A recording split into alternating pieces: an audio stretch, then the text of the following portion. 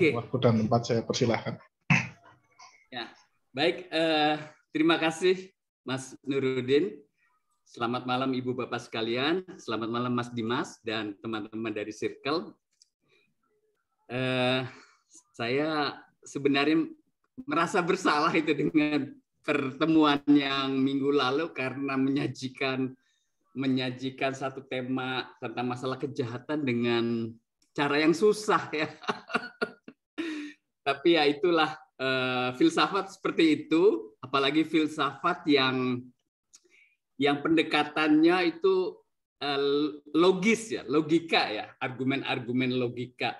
Seperti kita ketahui, logika mempunyai tempat yang sangat penting di dalam dunia filsafat, dan argumen-argumen disusun dan kemudian di judgment logis atau tidak logis.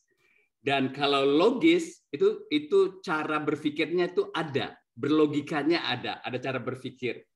Dan kalau tidak logis itu juga bisa ditunjukkan kesalahan-kesalahan berpikirnya di mana. Nah, kira-kira seperti itu. Itu bagian dari perkembangan filsafat yang panjang dan lama sekali sejak zaman Yunani. Walaupun nanti belakangan akan berkembang tradisi-tradisi baru seperti hermeneutik, seperti fenomenologi dan lainnya.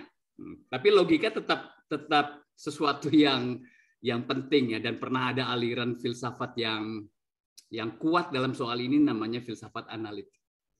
Oke, jadi malam ini kita akan melanjutkan apa yang sudah dikemukakan minggu lalu. Saya masih akan memakai artikel yang saya tulis.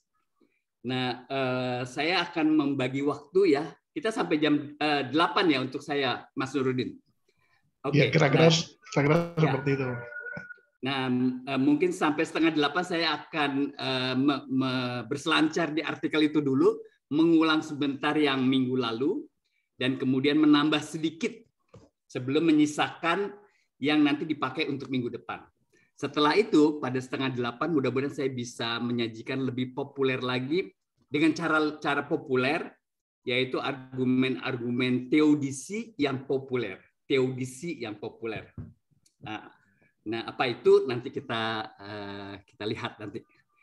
Oke, sekarang mungkin kita lihat dulu teksnya. Nah, sebentar, belum kelihatan. Oke, nah ini teksnya. Saya akan cepat saja mengulang sedikit yang dikatakan pada Rabu malam lalu. Dan saya akan loncat-loncat di dalam sepertiga dari teks ini ya. Jadi masalah kita sebenarnya bermula dari satu rumusan klasik ya, masalah kejahatan yang pernah dikemukakan oleh Epicurus. Epicurus itu 341 sampai 270 sebelum Masehi. Jadi ini era-era sebelum ada agama-agama besar ya. Mungkin agama Yahudi sudah ada, tapi agama Kristen belum ada, agama Islam belum ada. Nah, Epicurus seorang filosof Yunani yang sangat terkenal dan dikaji sampai sekarang. Minggu lalu Mas Nuruddin malah menyebut dia adalah tokoh yang menjadi studi untuk Karl Marx, materialismenya Epicurus. Dan memang Epicurus ini salah satu filosof terkenal ya. Dan dia bukan seorang ateis sebenarnya, karena ateisme itu belum ada di Yunani pada masa itu. Istilah ateisme juga masih tidak seperti sekarang sebagai suatu disiplin ya, cara berpikir yang memang berlawanan dengan keberagaman, dan yang disebut keberagaman itu sangat jelas. Pertama kali Kristen, karena teologi Kristen sudah sangat berkembang, jadi melawan teologi Kristen itu adalah ateisme. Nah, di zaman itu ateisme itu jadi kalau disebut ateis itu adalah orang yang mempunyai pandangan yang berbeda dengan kita. Nah, jadi ateisme belum populer di masa Epicurus. Epicurus bukan seorang ateis, dia adalah filosof yang di masa itu ada Tuhan para filosof. Jadi ada Tuhan masyarakat umum, masyarakat populer, Tapi ada juga Tuhan para filosof yang tidak seperti orang-orang awam ya. Nah, Epicurus bertuhan atau tidak bertuhan itu pasti dia punya pandangan-pandangan filosofis yang akan membawa kepada hal-hal yang transendental. Nah, ini kutipan dia yang kita sudah lihat pekan lalu. Dari kutipan ini orang modern, para pemikir terutama ateisme modern mendasarkan penolakannya terhadap ketuhanan dari orang beragama dengan argumen dari Epicurus yang sangat simpel. Nah, argumennya sudah kita ringkaskan di sini di halaman 2. Nanti kalau Ibu Bapak sekalian punya teksnya sambil bisa dibuka. Jadi tadi bahasa Inggrisnya ya, yang ini bahasa Inggrisnya kutipan yang resmi dari Epicurus yang biasa dikutip. Dan saya coba untuk bikinkan poin-poin supaya lebih mudah melihatnya. Jadi ada 4 poin dari yang dikatakan oleh Epicurus. Pertama, Allah itu berkehendak meniadakan kejahatan, tapi dia nggak mampu. Jadi kan awalnya itu ada kejahatan. Dan kemudian dengan adanya kejahatan, Allah, Tuhan kita itu berkehendak meniadakan kejahatan. Tapi dia tidak mampu. Itu kemungkinan yang pertama. Kemungkinan yang kedua, Allah tidak berkehendak meniadakan kejahatan walaupun dia mampu. Jadi yang pertama itu tidak mampu. Yang kedua itu ini mungkin bukan mampu, ini ada salah tidak mau ya. Yang ketiga, Allah tidak berkehendak meniadakan kejahatan, lagi pula ia juga tidak mampu. Nah, jadi ada mau, mampu, ada tidak mau, walaupun mampu, ada tidak mau dan tidak mampu. Dan yang keempat itu Allah berkehendak meniadakan kejahatan dan ia memang mampu. Nah, jadi ada 4 kemungkinan apa yang akan dilakukan oleh Allah berkaitan dengan adanya kejahatan dan kehendak meniadakan kejahatan. Nah, Allah yang sesungguhnya kata Epicurus itu adalah Allah yang nomor 4, bukan Allah nomor 4. Allah yang dalam proposisi keempat ini, dia berkehendak meniadakan kejahatan dan ia memang mampu. Nah, ini Allah yang sejati itu adalah Allah nomor 4. Tapi dan ini dia trikinya itu di pernyataannya Epicurus. Tapi dalam kenyataannya itu ada kejahatan. Sampai sekarang itu, dari dulu sampai sekarang ada kejahatan. Nah, dan tidak berubah kejahatan itu, tidak semakin berkurang. Nah, kemudian ada pertanyaan, kenapa Allah tidak meniadakannya? Nah, menurut Epicurus, ini membuktikan bahwa Allah itu tidak ada. Nah, jadi kutipan Epicurus itu cuma begitu. Dan dia tidak menulis lagi hal-hal yang terkait dengan soal ini, sehingga kita tidak mendapatkan kutipan lain dari Epicurus bagaimana dia menjawab pertanyaan ini, apakah dia meneruskan argumennya sehingga kemudian menjadi ateisme Epicurus, atau dia malah membela tentang ketuhanan. Nah, itu tidak ada kutipannya. Yang pasti sejak itu para filosof mulai memasukkan isu tentang masalah kejahatan. Ini filosof abad pertengahan nanti. Di kalangan Kristen ada, di kalangan Muslim juga ada. Oke, nah persoalannya adalah persoalan terkait dengan Allah Maha Tahu, Allah Maha Kuasa, dan Allah Maha Adil ya. Kita juga sudah lihat sedikit dengan definisi, tapi saya mau loncat dengan ini. Sekarang kritiknya Mackie dan jawaban Alvin Plantinga ini pokok persoalan yang minggu lalu kita bicarakan. Jadi di masa modern, jadi hanya beberapa puluh tahun yang lalu, itu ada filosof yang kemudian menghidupkan kembali Epicurus dengan caranya sendiri. Dan dia sangat yakin bahwa secara logis bisa dibuktikan bahwa Allah itu tidak ada. Nah, dan nanti kita sudah lihat minggu lalu, nanti Alvin Plantinga akan mematahkan argumen-argumen Mackie, sehingga kira-kira minggu lalu kita menyimpulkan pertarungan antara McKee dan Alvin Plantinga dimenangkan oleh McKee ya. Oke. Nah, itu argumennya begini. Jadi Plantinga mencoba meringkas. Jadi Plantinga itu menulis buku dan kemudian dia dibahas oleh buku tersebut dibahas oleh Alvin Plantinga yang kemudian diringkaskan secara simple supaya mudah dimengerti dengan logika juga, dengan logika ini. Ini namanya rangkaian teistik atau yang di atas tadi disebut dengan the theistic set, rangkaian teistik. Jadi rangkaian argumen teistik. Jadi disusun oleh Plantinga, pikiran McKee itu begini. Pertama, Allah itu ada. Kedua, Allah itu maha kuasa. Ketiga, Allah itu maha tahu. Keempat, Allah itu maha baik. Kelima, Allah pencipta alam semesta ini. Tentang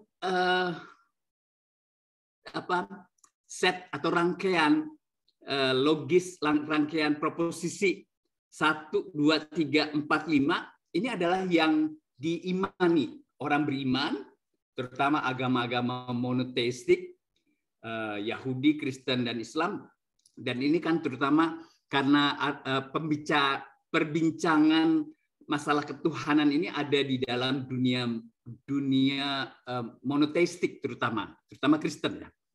Nah, jadi semua yang 1 sampai 5 ini diimani oleh orang beragama. Dan kemudian ada rangkaian teistik atau proposisi nomor 6. Dalam alam ini ada kejahatan. Nah, kita sudah melihat minggu lalu 1 sampai 6 itu sebenarnya hal yang tidak problem bagi orang beragama. Nggak problem. Bahwa Allah itu ada, maha kuasa, maha tahu, maha baik. Dia juga pencipta alam semesta ini. Kemudian di dalam alam ini, dalam kehidupan ini ada kejahatan. Nah, itu sesuatu yang tidak ada masalah, itu bisa diterima dalam keimanan orang beragama. Nah, tapi kata McKee 1 sampai 5 yang diimani oleh orang beragama dengan yang nomor 6 itu tidak konsisten, jadi itu tidak bisa diterima bahwa 1 sampai 5 dan adanya 6 itu sebagai istilah kemarin itu kontradiksi. Itu dianggapnya sebagai kontradiksi. Orang beragama bilang tidak kontradiksi, tapi Plantinga sungguh-sungguh mau membuktikan itu kontradiksi. Kayak bagaimana itu membayangkan itu kontradiksi? Ingat Epicurus yang barusan, yang tadi itu. Jadi itu kontradiksi seperti itu. Tidak mungkin ada Allah yang semua yang maha-maha yang banyak sekali itu dengan adanya kejahatan. Itu kontradiksi. Nah, masalah utama yang sedang kita bicarakan di minggu lalu itu soal kontradiksinya ini. Soal kontradiksinya ini. Jadi kalau itu memang betul kontradiksi dan secara logika bisa dibuktikan tanda petik ya, ini istilah dalam logika, bisa ditunjukkan bahwa itu kontradiksi, maka memang keimanan orang beragama kepada Allah itu sebenarnya tidak masuk akal, karena Allah itu tidak ada. Itu kata mereka ya. Dan kira-kira dalam filsafat juga bisa ditunjukkan begitu. Tapi apakah ini kontradiksi atau tidak? Nah, ini persoalan yang diperdebatkan oleh mereka. Persoalan yang mungkin kita orang awam akan bilang, wah ini mengada-ada di persoalannya. Tapi itu bukan mengada-ada. Dalam dunia filsafat ini masalah yang betul-betul harus dijawab. Kalau enggak, tuduhan orang ateis bahwa kita mengimani Tuhan yang tidak ada, karena sebenarnya Tuhan itu ya tidak ada. Dia buktikan dengan rangkaian teistik ini, itu sebenarnya satu tuduhan yang benar gitu. Nah, padahal itu tidak benar. kalau menurut orang beriman. Nah, orang beriman perlu menjawab. Nah, nanti yang menjawab, yang betul-betul akhirnya bisa menjawab. Jadi para filosof yang lain ternyata nggak bisa menjawab. Tapi ya ada filosof yang jenius sekali, filosof orang beriman sebenarnya. Mackie itu adalah filosof orang tidak beriman. Nah, filosof yang orang beriman ini yang namanya Alvin Plantinga itu kemudian menjawab. Nah, ini yang minggu lalu kita sudah lihat bagaimana dia menjawabnya. Nah, dia menjawabnya mengenai kontradiksi. Apakah ini sungguh-sungguh kontradiksi? Kata Plantinga, kita harus buktikan dulu kontradiksinya di mana. Karena itu sebenarnya nggak langsung kelihatan kontradiksi jadi di proposisi yang 6 itu. Sekarang terus dia kasih contoh begini.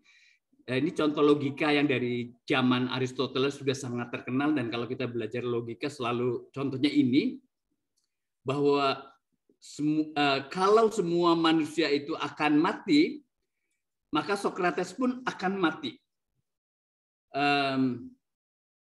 Kemudian semua manusia akan mati, Sokrates tidak akan mati. Oke. Nah, sebentar, ini ada yang saya nggak usah layani, ada yang nanya link dari peserta. Oke, jadi yang satu, kalau semua manusia akan mati, maka Sokrates pun akan mati. Terus yang kedua, semua manusia akan mati, maka Sokrates akan mati. Ini kok tidak mati ya? Kalau semua manusia akan mati, maka Sokrates pun akan mati. Semua manusia akan mati, maka Sokrates pun akan mati. Ini salah saya kira. Nah, jadi kita melihat bahwa ini tidak kontradiksi. Antara 1, 2, dan 3 itu tidak kontradiksi. Walaupun ini masih diperdebatkan, nanti ada namanya hukum modus ponens, tidak kita masuki, yang sebenarnya bisa mengatakan bahwa sebenarnya bisa juga Sokrates itu mati. Tapi sekarang kita pakai yang simpel aja dulu. Nah, jadi kalau mau menunjukkan kontradiksi harus ditambahkan proposisi keempat. Nah, proposisi keempat itu Sokrates tidak mati. Jadi kalau di sana tadi sudah saya hapus, di sini harus diganti tidak mati. Nah, ketika ada ya Sokrates mati dan Sokrates tidak mati, maka di situ kemudian terjadi kontradiksi. Di mana kontradiksinya? Kontradiksinya antara nomor 3 dengan nomor 4. Jadi nggak mungkin dia mati dan kemudian tidak mati. Nah, jadi hanya salah satu yang mungkin. Nah, itu kontradiksi. Poin kita sebenarnya apa sih yang disebut dengan kontradiksi? Nah, dalam logika kira-kira ini yang disebut kontradiksi.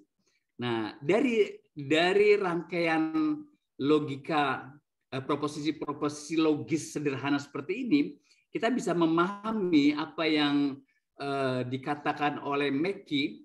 Jadi sebenarnya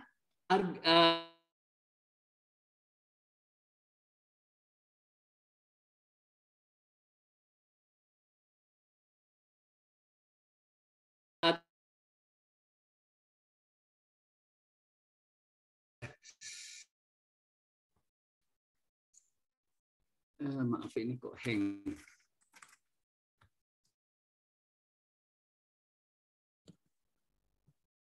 Halo Mas Nurdin. Halo. Ya, Mas. Sebentar, maaf ya. Ini kok tiba-tiba hang teksnya. Ntar saya coba lagi.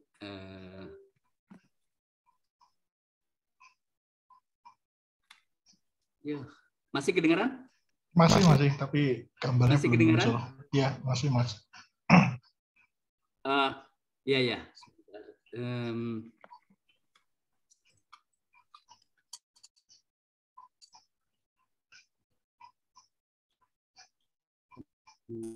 Ini mouse-nya nggak jalan. Bisa pakai ini aja. Oke. Nah, kita kembali lagi ke sini. Jadi, karena itu sebenarnya kata siapa tadi? Kata Plantinga ini sebenarnya yang 56 ini kalau disebut oleh McKee sebagai kontradiksi, itu di mana kontradiksinya? Karena ini nggak ada, kalau ada proposisi nomor 7 dalam alam ini tidak ada kejahatan, maka itu kontradiksi. Karena nomor 6 dan 7 itu berkontradiksi. Tapi antara 1 sampai 5 dan 6 itu kontradiksi, itu nggak bisa ditunjukkan langsung secara logika. Ini sangat sederhana sebenarnya, tapi McKee waktu itu sebelumnya dia betul-betul yakin. Nah, Plantinga bilang ini kontradiksinya implisit sebenarnya, tidak eksplisit. Sebenarnya itu perjalanan untuk nanti Alvin Plantinga akan bilang ini tidak kontradiksi. Karena kalau ini kontradiksi harus ditunjukkan dulu. Ini baru implisit kontradiksi menurut McKee. Kalau menurut Plantinga ini enggak kontradiksi. Menurut orang beriman ini tidak kontradiksi. Oleh karena itu harus ditemukan proposisi nomor 7 yang menunjukkan alam ini tidak ada kejahatan. Seperti itu. Jadi bagaimana proposisinya itu harus ditunjukkan oleh McKee. Nah, dalam ditunggu-tunggu bertahun-tahun itu ternyata McKee nggak bisa menunjukkan kontradiksinya itu. Dan para filosof yang sejalan dengan McKee juga nggak bisa menunjukkan itu. Sehingga kemudian akhirnya McKee itu menyadari bahwa memang itu tidak kontradiksi. Nah, jadi kira-kira di situ kemudian McKee menyadari bahwa argumen dia itu sebenarnya lemah ya. Dan Plantinga ini kemudian merasa bahwa sebagai orang beriman dia akan harus perkuat. Jadi kalau dari McKee ditunggu proposisi yang menunjukkan kontradiksi, sekarang dari Alvin Plantinga dia merasa perlu menunjukkan proposisi yang nanti tidak berkontradiksi. Nah, jadi kebalikan dari McKee. Nah, ini yang dilakukan oleh Plantinga. Nah, kita masuk ke yang bahan ini. Bahan hari ini adalah ini. The free will defense. Jadi ketika para teolog menunggu para ateolog membuktikan ketidakkonsistenan dan ketidaklogisan pandangan teis dalam rangkaian teistik di atas, itu menarik bahwa McKee sendiri di akhir hayatnya dia mengatakan masalah kejahatan deduktif. Nah, ini istilahnya minggu lalu kita sudah lihat, kejahatan deduktif bagaimanapun tidak memperlihatkan bahwa doktrin sentral teisme secara logis tidak konsisten satu sama lain. Artinya McKee dan banyak ateolog kontemporer mulai melepaskan masalah kejahatan deduktif sebagai serangan terhadap keyakinan teisme.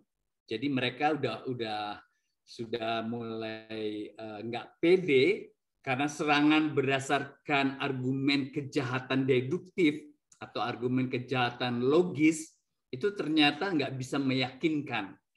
Dan karena itu dia pelan-pelan meninggalkan ring dan nanti akan ganti cara menyerangnya. Itu yang akan kita lihat minggu depan lah. Minggu depan kita akan lihat cara menyerangnya baru dari McKee dan orang-orang yang mendukungnya. Oke, namanya itu penyerangan dengan cara menunjukkan masalah kejahatan induktif. Kalau tadi deduktif karena logis, sekarang induktif sebagai sesuatu yang kita hayati ya.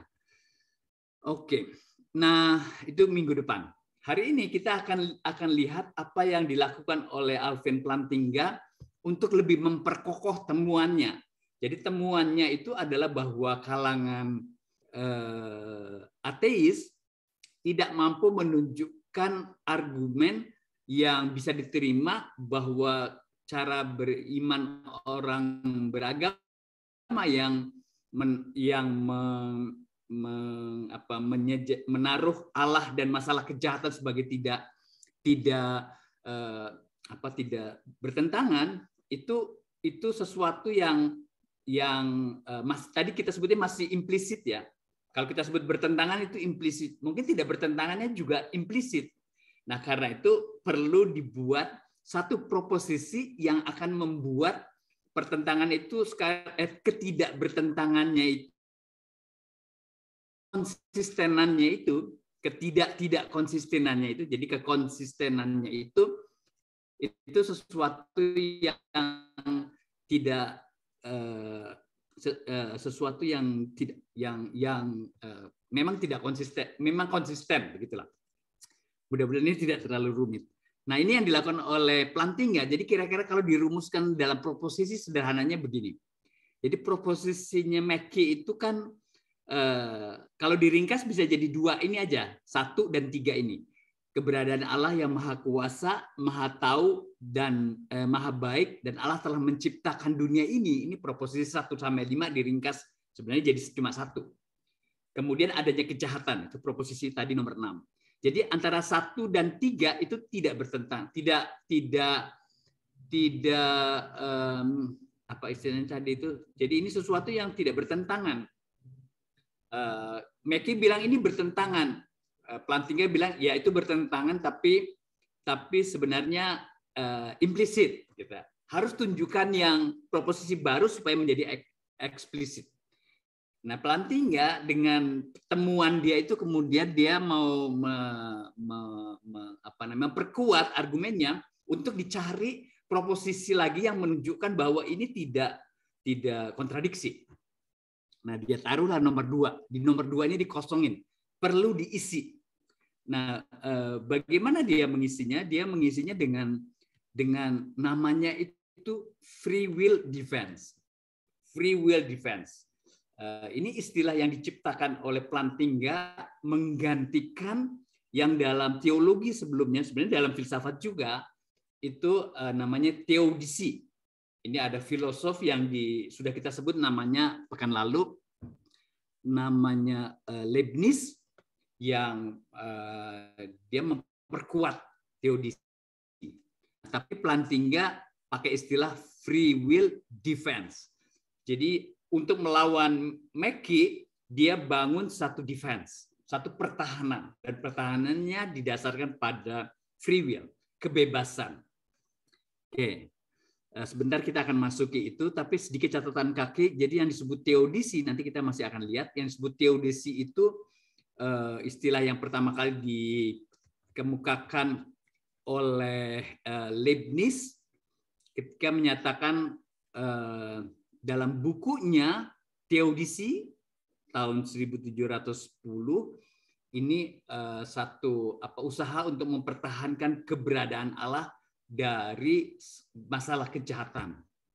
Dan para filosof sebelumnya, Irenaeus, Agustinus, dan nanti Leibniz yang akan menjadi populer karena argumen ini sangat kuat pada Leibniz, itu mengembangkan teodisi sebagai pemecahan masalah kejahatan. Dan salah satu hal yang penting dari teodisi mereka itu adalah bahwa Allah menciptakan manusia dalam kebebasan. Allah menciptakan alam juga dalam hukum alam, dan di dalam penciptaan itu kebebasan hukum alam di situ memberi kemungkinan untuk penyalahgunaan kebebasan sehingga kemudian muncul kejahatan dari manusia, atau hukum-hukum alam itu kemudian menimbulkan sesuatu yang kita bisa sebutnya sebagai kejahatan karena alam yang bukan kejahatan moral. Nah, jadi Plantinga membangun proposisi nomor 2 tadi itu dengan free will defense. Ya. Untuk info saja, jadi free will defense-nya Plantinga ini menggunakan argumen-argumen kebebasan yang sudah banyak dikemukakan oleh para filosof sepanjang zaman. Jadi ada saya pernah mendapatkan mata kuliah di STF Dirgantara, judul mata kuliah Filsafat Kebebasan. Jadi para filosof sejak zaman Yunani, abad pertengahan, modern, sampai kontemporer masih berfilsafat tentang apa itu kebebasan. Jadi itu caranya Alvin Plantinga memperkuat konsistensi dari dari logika orang beriman dengan menambahkan satu proposisi sehingga kemudian bisa diterima bahwa pandangan orang beriman itu sesuatu yang lebih masuk akal. Oke, ini namanya free will defense. Alvin Plantinga tidak terlalu semangat menggunakan istilah teodisi, padahal dalam teologi itu teodisi itu salah satu materi yang penting. Dia lebih rendah hati, dia pakai istilah defense. Jadi kira-kira kalau teodisi itu mau menunjukkan benarnya kaitan Allah dengan adanya kejahatan, jadi kaitan Allah dengan adanya kejahatan itu sesuatu yang bisa diterima. Kalau Plantinga mungkin benarnya. Jadi ya karena sudah diserang oleh orang macam Mackey tadi, sekarang Plantinga ya kita tunjukkan yang lebih masuk akal. Ini sesuatu yang memang khas filosofis ya. Filsafat itu memang seringkali rendah hati seperti ini. Saya misalnya ada pernyataan dosen saya, misalnya Cass Burton itu dalam mata kuliah filsafat ketuhanan di tahun 80-an, akhir kuliah dia bilang kita sudah perlihatkan bagaimana argumen pembuktian adanya Tuhan dari para filosof dan argumen pembuktian tidak ada Tuhannya juga dari para filosof, dan keduanya masuk akal, gitu kata beliau, keduanya masuk akal. Tapi saya sebagai orang beriman, kata dia, buat saya argumen para filosof yang beriman jauh lebih masuk akal daripada yang tidak beriman. Jadi kemungkinan benar, gitu. Jadi bukan mengklaim kebenaran, kemungkinan benar. Nah itu yang dilakukan oleh Plantinga. Oke, kembali kepada 3 proposisi yang di atas tadi. Mana tadi ya? Kelewat. Nah, ini dia. Nah, jadi kembali ke proposisi ini, Alvin Plantinga mengisi proposisi ini. Nah, proposisi nomor 2 ini dengan free will defense. Jadi Allah menciptakan alam semesta ini dengan memberi kebebasan. Dan ini bisa memberi, kalau secara logis itu berarti argumen ini kuat ya, bahwa proposisi 1, 2, 3 itu tidak kontradiksi, tidak kontradiksi. Oke. Nah, jadinya seperti ini. Proposisi pertama, keberadaan Allah yang Maha Kuasa, Maha Tahu, Maha Baik, dan Allah yang telah menciptakan alam ini.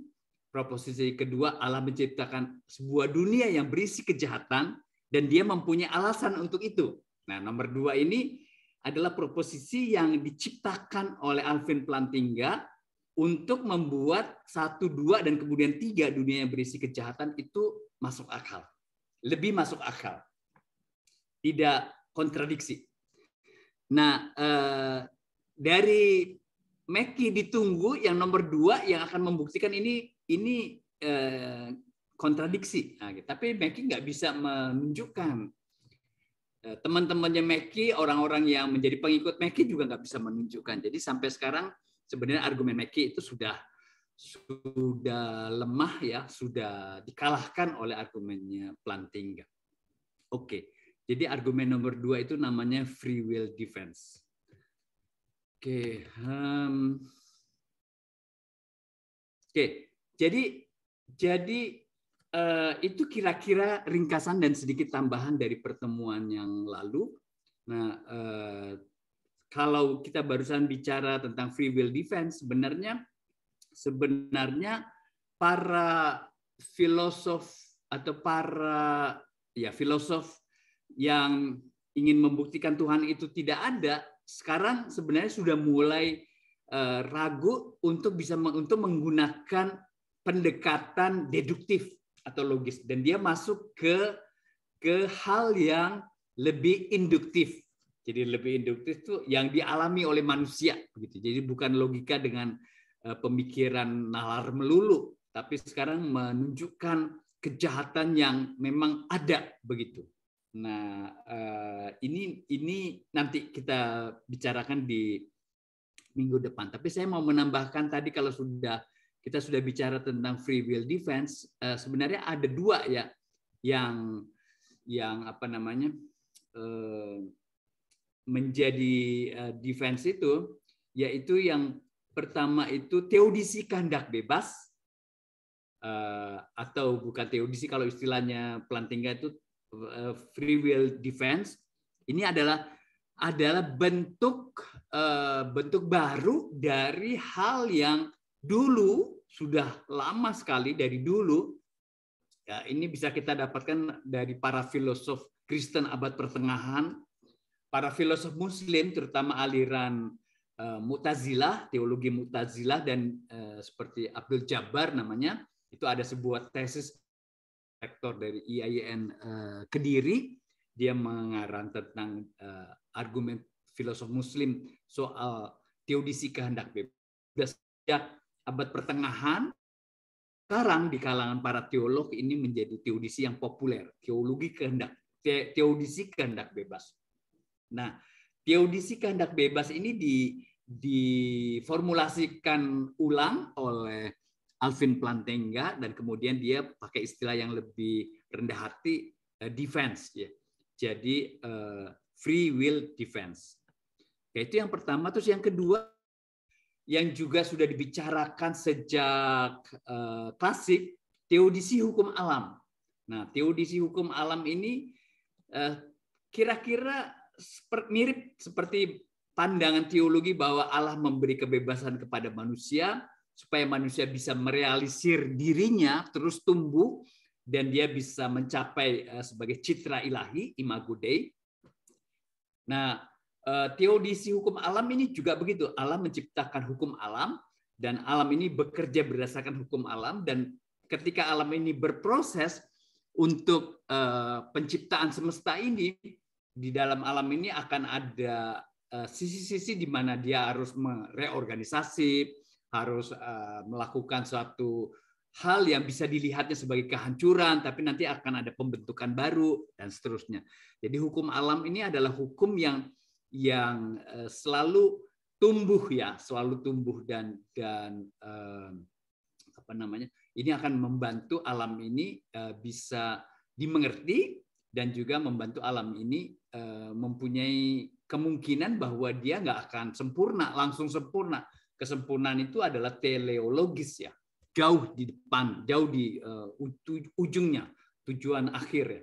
Nah, tapi dalam proses itu dia selalu trial and error, ya. Kadang-kadang ada hal yang kita sebut sebagai, kenapa terjadi tsunami, kenapa terjadi banjir, kenapa terjadi benturan-benturan di semesta ini. Nah, itu semua sebenarnya sesuatu yang memang terjadi karena alam ini berjalan berdasarkan hukum-hukum.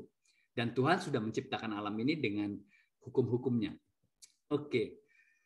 Jadi kalau kita bicara kejahatan alam, jadi ada tadi kejahatan manusia, kejahatan moral, karena itu manusia bisa memilih, jadi karena itu dia bisa menjadi jahat dengan penyalahgunaan kebebasannya, itu namanya kejahatan moral. Dalam alam juga ada kejahatan alam yang bukan moral.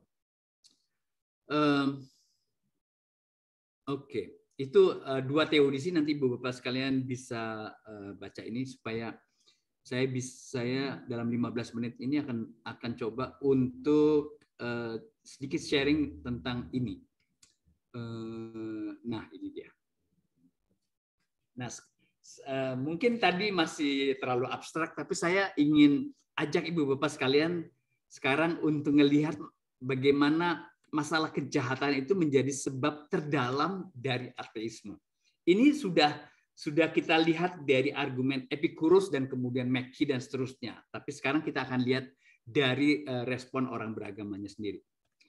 Jadi kalau kita boleh meringkas, ya, apa yang sudah kita katakan di pertemuan yang lalu dan juga sebentar tadi, masalah kejahatan, the problem of evil, itu tema yang sangat populer dalam subjek filsafat ketuhanan. Atau istilah sekarang tuh sebenarnya lebih para filosof lebih nyaman pakai istilah filsafat agama. Istilah filsafat ketuhanan ini istilah yang kuno, ya. Itu zaman dulu tuh filsafat ketuhanan. Di sekolah saya di STF Driarkara pun masih pakai istilah filsafat ketuhanan. Tapi istilah yang lebih bagus sekarang ini karena menyangkut multi agama-agama di dunia ini, pakai istilah filsafat agama. Karena filsafat ketuhanan itu terutama hanya ketuhanan dari agama-agama Abrahamik ya, tapi agama-agama tradisi India, Cina itu beda cara mereka melihat ketuhanan.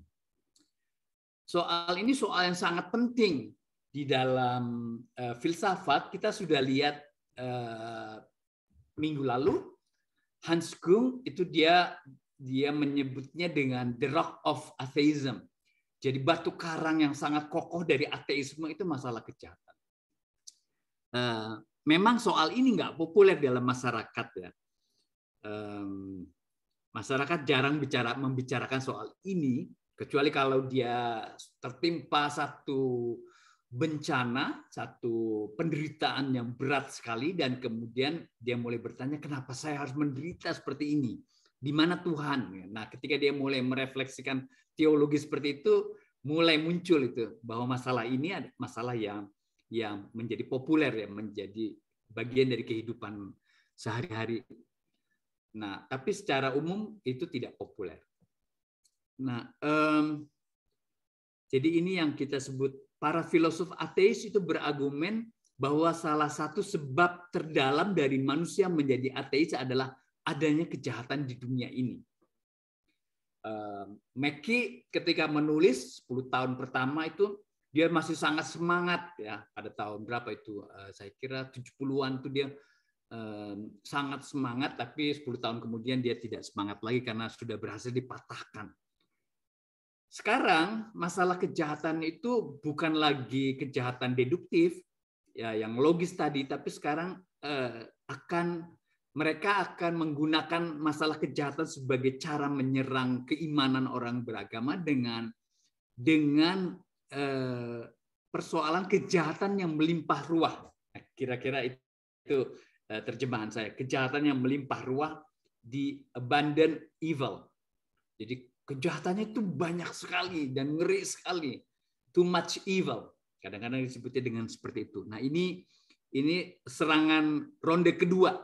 Jadi tadi ronde pertama dimenangkan oleh Alvin Plantinga. Nanti kita tunggu ronde keduanya. Nah, ronde keduanya pekan depan, minggu depan kita akan bicarakan. Jadi kesulitan untuk menerima adanya Allah itu disebabkan karena kita disebabkan karena kita mendapatkan kesengsaraan yang menimpa orang baik. Mengapa orang baik harus sengsara gitu ya? Ini sudah saya sebut minggu lalu. Seorang rabai, Harold Kushner, menulis buku When Bad Things Happen to Good People. Itu buku yang bestseller di lingkungan Kristen. Itu menariknya itu. Bestsellernya di lingkungan Kristen, tapi ditulis oleh seorang rabai. Sebenarnya dia merefleksikan teologi Yahudi, tapi kan antara teologi Yahudi dan teologi Kristen itu ada kesinambungannya. Dan sampai sekarang buku itu menjadi begitu populer, dan bahkan di usia yang sudah tua sekarang ini, Harold Kushner itu saya kira udah 70-an, dia menulis lagi satu buku yang memakai bahan dari yang buku tadi untuk menganalisis kitab Ayub. Nah, kitab Ayub itu kitab yang sangat menarik. Kapan-kapan kalau ada waktu kita akan pelajari filsafatnya kitab Ayub itu. Jadi orang baik seperti Ayub, tapi mendapatkan kesengsaraan yang luar biasa. Jadi ini yang kemudian menjadi satu refleksi. Kenapa kesengsaraan menimpa orang baik, orang-orang saleh ya? Kan harusnya orang saleh itu seperti janji Allah itu, siapa yang taat kepada Allah dia akan mendapatkan kebaikan dan kebahagiaan. Nah, orang ateis akan bilang ini pertanda Tuhan itu tidak ada. Nah, memang persoalan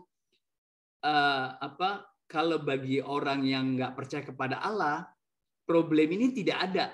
Kalau dia udah nggak percaya, dia tidak akan terkena problem ini. Tapi orang yang percaya akan terkena problem antara adanya Allah dan kejahatan itu sesuatu yang bisa tidak match ya, bisa kontradiksi. Kalau bagi orang tidak percaya, kejahatan itu hanya fakta aja. Jadi sehingga dia nggak perlu penafsiran khusus, ya tidak perlu merefleksikan tentang kejahatan, mengapa ada kejahatan daripada tidak ada kejahatan. Nah, kalau orang beragama dia harus merefleksikan kenapa ada kejahatan dan kenapa Tuhan tidak meniadakan kejahatan tersebut. Nah, saya sedikit tambahkan sekarang. Jadi yang pertama kali orang merumuskan dengan sangat baik ya dan betul-betul menjadi legacy dalam inti argumen teisme yang disebut dengan teodisi tadi itu namanya Leibniz. Nah, ini orangnya Leibniz dan dia adalah seorang filosof yang dari abad 17 meninggal di abad 18, 1646, 1716. Dan sejak itu teodisi dikenal sebagai suatu pembelaan terhadap argumen teis karena adanya kejahatan. Jadi membela argumen teisme, membela keberagamaan, kita orang beragama dibela oleh Leibniz, argumen-argumen mengenai mengerti adanya kejahatan itu begini. Nah, ini ada sedikit ringkasan. Jadi ringkasan yang sebenarnya tadi kita sudah katakan dengan teodisi kebebasan dan teodisi hukum alam. Nah, jadi itu sebenarnya dua teodisi itu adalah warisan Leibniz. Tapi kalau rumusan panjangnya kira-kira seperti ini, ada di dalam slide nanti bisa dilihat oleh Bapak sekalian. Dan ini memberi pengaruh dalam argumen-argumen teis melawan ateis atau teis bertahan terhadap serangan ateis. Terutama dari segi teologi. Dari segi teologi, teodisinya Leibniz ini dikembangkan lebih dalam ya, dengan argumen-argumen pasti menggunakan kitab suci. Misalnya ada buku dari seorang dosen teologi di Sekolah Tinggi Filsafat Ledalero, Paul Claydon ya. Nah, dia menulis buku tentang teodisi. Nah, minggu depan mungkin saya akan sampaikan beberapa poin dari buku tersebut. Oke, sekarang terakhir. Jadi terakhir itu teodisi yang populer di masyarakat itu bagaimana? Jadi kalau Leibniz merumuskan teodisi yang kemudian menjadi sesuatu yang dibicarakan di teologi, terutama di filsafat juga, tapi di masyarakat itu juga ada teodisi sebenarnya. Ini catatan saya terhadap renungan keberagamaan yang ada di masyarakat secara populer. Tentu saya berangkat melihat komunitas Muslim, tapi saya kira terjadi juga di komunitas Kristen. Jadi kalau ada penderitaan, kalau ada kejahatan, terus dikaitkan dengan Allah, bagaimana masyarakat itu akan menjelaskannya antara Allah dan penderitaan itu atau kejahatan tersebut.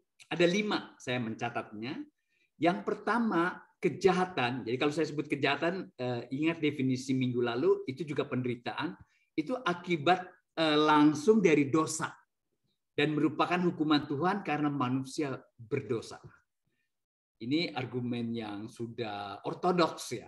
Kalau mempelajari kitab Ayub, kita akan tahu bahwa teman-temannya Ayub itu menuduh Ayub sebagai berdosa. Hendaknya Anda bertobat, kira-kira begitu. Nah, ini populer sekali. Kita akan dengar orang bicara kenapa ada tsunami, kenapa masyarakat di Aceh ditimpa tsunami. Kenapa orang Jogja terkena gempa bumi dan ledakan gunung yang dahsyat seperti itu, dan seterusnya. Kemudian ada yang menyebut bahwa ini karena mereka berdosa dan hendaknya bertobat, kira-kira begitu. Itu teodisi yang populer di masyarakat yang tentu harus direspon ya. Di dalam catatan di bawahnya saya memberikan responnya. Bagaimana teologi memberi respon terhadap ini. Yang kedua, kejahatan itu sering dianggap nggak sungguh-sungguh. Jadi ada orang yang menganggap kejahatan itu nggak sungguh-sungguh, terutama ini dari kalangan sufi, kalangan mistik ya. Jadi kejahatan itu sebenarnya hanya kurang kebaikan saja. Gitu. Jadi itu ilusi, maya, ilusi. Nah, hanya bayang-bayang. Nah, itu ada pandangan populer yang mistik spiritual yang menekankan soal ini ya. Pertanyaan kita, dari mana datangnya ilusi itu? Apakah ini memang bukan malah kejahatan ilusinya tersebut ya? Nah, ini bisa kita bicarakan nanti.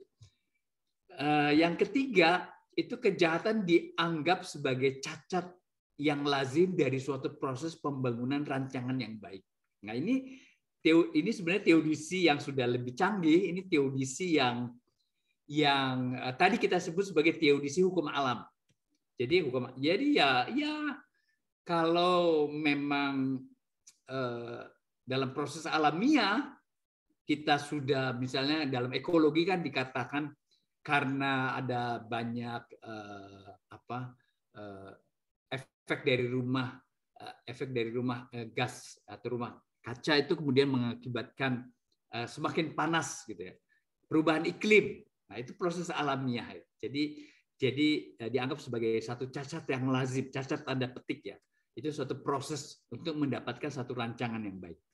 Yang keempat, ini menarik, keempat juga canggih, tapi ini seringkali kita dapatkan pada orang-orang yang berpikir di dalam masyarakat. Jadi kejahatan itu sebenarnya terjadi karena kekuasaan Tuhan itu memang terbatas. Ini dikemukakan oleh seorang filosof yang nanti akan dilanjutkan oleh seorang teolog. Filosofnya namanya Charles Harrison.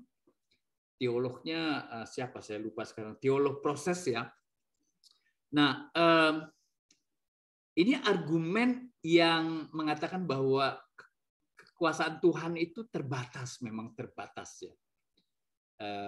Perumusannya itu menarik ya. Kalau para filosof seperti Harrison bilang kekuasaan Tuhan memang terbatas.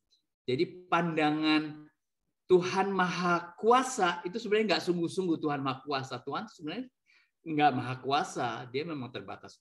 Tapi orang beragama bisa lebih rendah hati akan bilang Tuhan membatasi dirinya. Dia nggak akan turut campur pada hukum alam yang sudah dibuatnya. Ini argumen dari Mu'tazilah dalam teologi Islam misalnya seperti itu. Jadi itu yang keempat. Yang kelima, nah ini yang kelima ini paling populer di masyarakat dan kita selalu dengar kalau terjadi kejadian-kejadian yang membuat penderitaan di masyarakat, mungkin di keluarga kita, mungkin kita sendiri, kita akan selalu bilang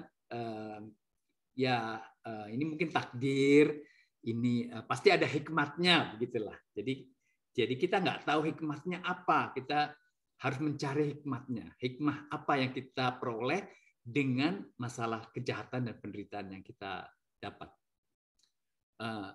Jadi kelima teodisi yang populer di masyarakat ini sebenarnya buat saya nggak betul-betul memuaskan ya. Tapi kita nggak punya teodisi yang komprehensif ya, yang bisa tangguh melawan argumen ateisme. Mungkin teologi yang komprehensif ini ya kelimanya ini. Jadi kalau dari keberagaman menghapus teodisi akibat dosa, saya kira itu juga nggak mungkin, karena dosa dan pahala itu kan satu language game dalam beragama ya. Tapi mengabaikan ini itu akan mengakibatkan hal yang salah satu pokok yang penting, bahwa manusia berdosa itu akan hilang, dan itu tidak mungkin menghilangkan itu. Jadi mendapatkan teologi yang komprehensif, saya kira akhirnya semuanya yang kelima ini bisa kita pertimbangkan. Oke, itu sedikit menambahkan apa yang tadi sudah dikatakan Alvin Plantinga, tapi dari segi populernya. Baik, Mas Nurudin, saya berhenti di sini.